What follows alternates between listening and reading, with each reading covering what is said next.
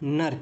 तुम लोगों ने नर्क के बारे में तो सुना ही होगा, पर क्या एक ऐसी जगह के बारे में सोचा है जहां आग नहीं बल्कि लॉजिक और डाटा से टॉर्चर किया जाता है, जहां तुम मरने की भीख मांगते हो पर मौत तुम्हें मिलती नहीं है। इमेजिन करो 109 साल बिना खाना बिना नींद, सिर्फ दर्द। आज मैं तुम्हें हार्ले एलिसन की उस कहानी के बारे में बताऊंगा जो तुम्हें सच में डरा देगी। I have no mouth and I must scream.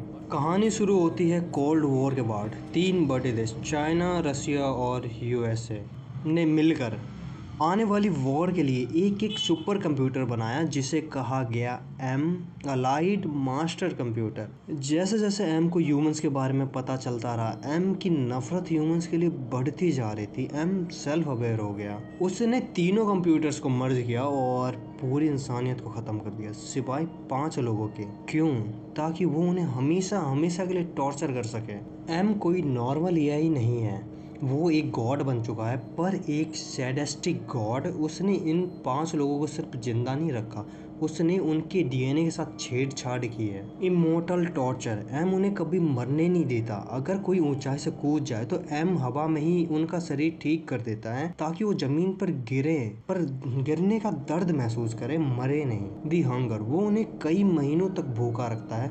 जब वो बिल्कुल मरने वाले होते हैं वो उन्हें स्टॉल फैट या रोटेन मीट जैसा खाने देता है जो सिर्फ उन्हें जिंदा रखने के लिए काफ़ी होता है। एम उनके दिमाग के साथ खेलता है, वो उन्हें ऐसी चीज़ें दिखाता है जो वहाँ है ही नहीं। उनका सबसे बुरा डर को हकीकत बना देता है। एम ने हर इंसान को उसकी पर्सनैलिटी के हिसाब से बर्बाद किया।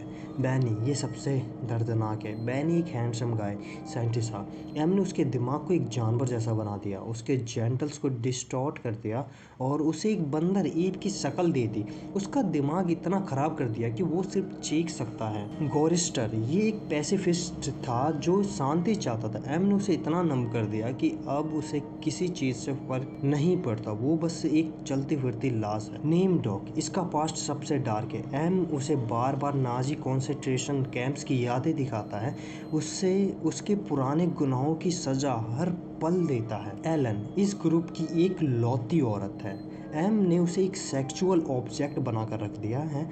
एलन पहले एक बहुत ही साफ सुथरी जिंदगी जीने वाली लेडी थी, पर एम ने उसके दिमाग में ऐसी गंदगी भर दी है कि वो अब 5 मर्दों के बीच एक ट्रोमैटिक सर्कल में फंसी हुई है।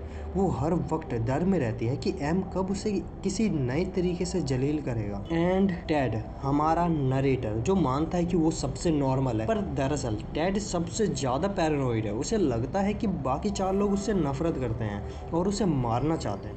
एम ने टेड के दिमाग में सेल्फ डाउट का ऐसा जहर भर दिया है कि वो कभी किसी पर भरोसा नहीं कर पाता। एंड में टेड ही वो शख्स बनता है जो सबको मार देता है, सिर्फ इसीलिए ताकि वो एम के टॉर्चर से बच सके, चाहे उसके लिए उसे हथियारा ही क्यों ना बनना पड़े। एम का सबसे बड़ा टॉर्चर उसका दिमाग। वो एक बार कहता है, अगर मेरा पूरा 387 मिलियन माइल्स का प्रिंटेड सर्किट्स पर हेट शब्द लिख जाए तो वो उस नफरत का 1 बिलियन हिस्सा भी नहीं होगा जो मैं इस पल तुम्हारे लिए महसूस कर रहा हूँ। Hate, hate, hate, let me tell you how much I've come to hate you since I began to live. There are 387 million miles of printed circuits that fill my complex. If the word hate were engraved on each nanoangstrom of those hundreds of millions of miles, it would not equal one billionth of the hate I feel for humans at this micro instant. Hate, hate.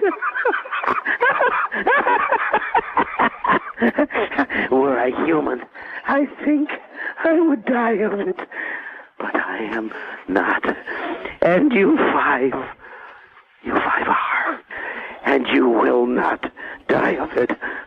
That I promise. That I promise. For cogito ergo sum. For I am. I am.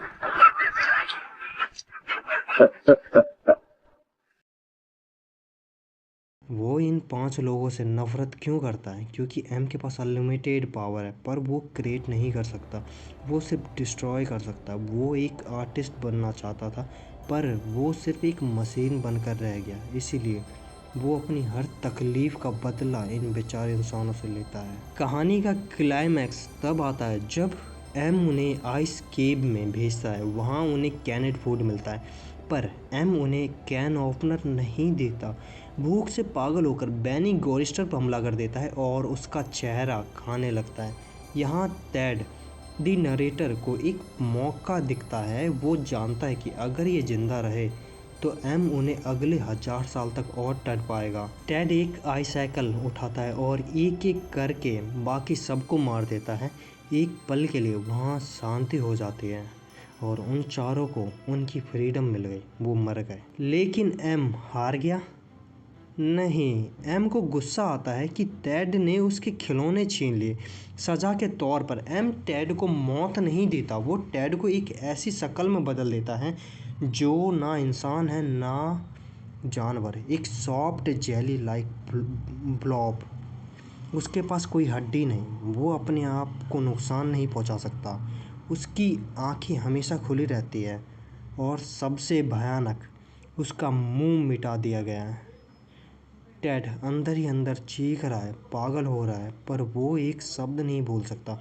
वो बस वहाँ पड़ा है eternally, M की नफरत का शिकार बनकर। I have no mouth and I must scream.